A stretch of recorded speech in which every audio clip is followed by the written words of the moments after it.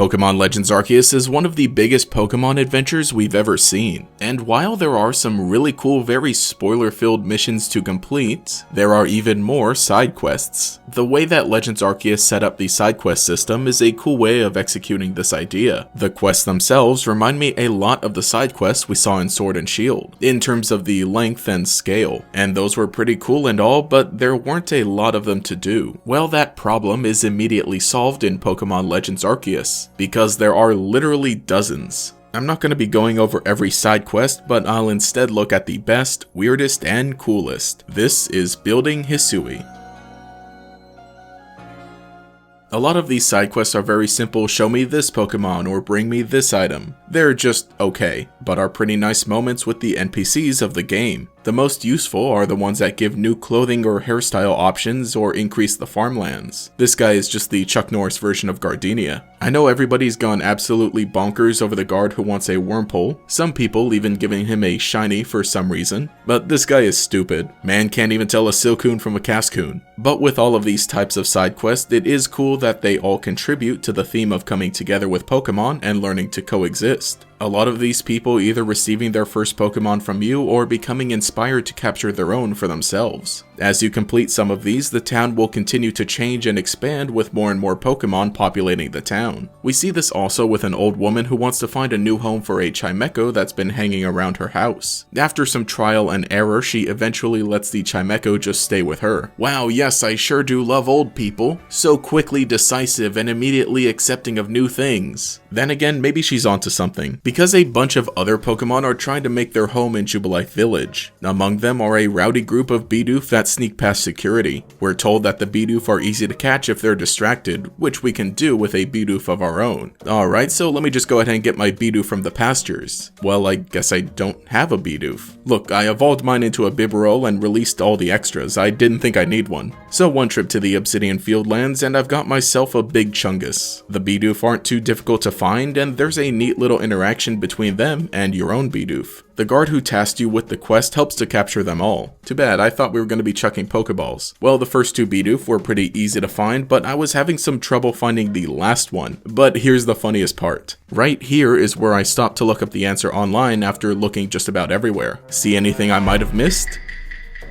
Anyway, that makes 3 Bidoof that we can kick out of town. But at the last minute, Sanqua of the Construction Corps says she could put the little rascals to use. Well, that makes for a safer village at least. That is, until we're tasked with tracking down a creepy Mr. Mime hiding in the alley. This villager is legitimately unsettled by a Mr. Mime living among us. I'm tired of seeing it! Even though I knew what these guys could do, I still walked right up to him, only to be stopped by an invisible wall. Don't think you've got the upper hand because I'm much smarter than you. Heading around back, we can get him from behind. But then it just runs away. That's a bit sussy. And now he hides behind the Galaxy Team building. And now begins the real challenge as we face even more invisible walls, this time set up in a proper maze. I think this is a great idea because we finally get to see Mr. Mime in action with a game like Legends Arceus. Of course, Pokemon would be mischievous in various ways, and if something like a Mr. Mime exists, this would be a common occurrence. But I get the jump on him and chase him down to the gate, where we find out it's actually a friendly Mr. Mime that helps with guarding. Conveniently, he was missing when Bidoof snuck in. I suspect they're in cahoots. But a few rascal Pokemon is nothing compared to the spooky ghosts we're about to see. One request comes from a worried guard who's seen a Drifloon playing with children at the beach during the evening. Thankfully, it turns out they're genuinely just good friends. But for some reason that day, Drifloon was a little too clingy and wouldn't let the kid go. This one was a little unsettling, especially because we know that Drifloon are said to carry away children. But this kid is safe and sound now, I hope. One request has us investigating a Will-O-Wisp seen at night in the Obsidian Fieldlands. Once we head to the specific spot that it was seen, we're met with a Chimchar sitting in a tree, who, in case you forgot because I did, has a fire on its butt like Charmander. That's actually hilarious and creative. It's legitimately what people would think if they saw a Chimchar in a tree.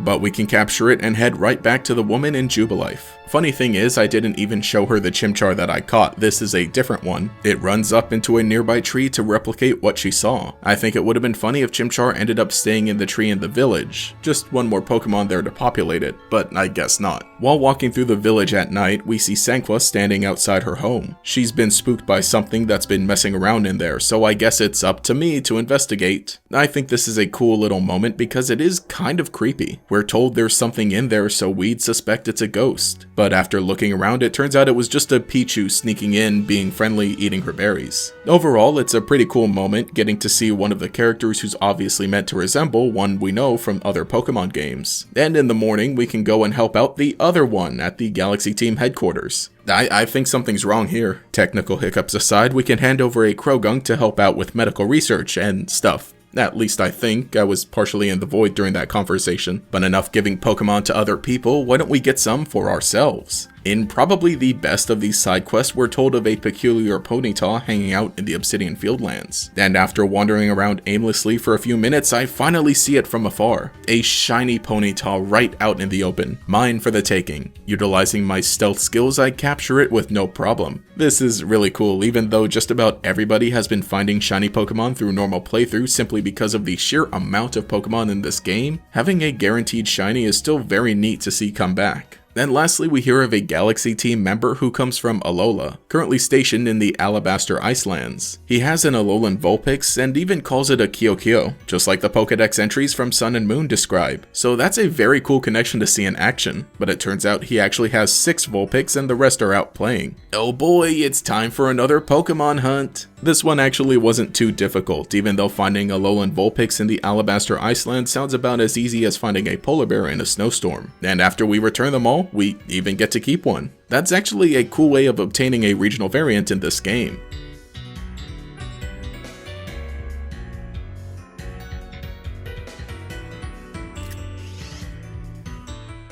Okay, so there are a lot of side quests in this game, some of them having so much to them as well as pre-existing lore that ties in with them. So I think that these ones would deserve their own spotlight. I think I'm done for this video. Just the fact that there are so many of these and they all connect to the main theme of the game is so satisfying. I've always loved side quests in Pokemon, and it's great to see how many there are in Legends Arceus, and that a lot of them have the same amount of care and charm that I've loved in previous ones. So those have been just a small taste of some of the best, weirdest, and coolest Pokemon side quests have to offer.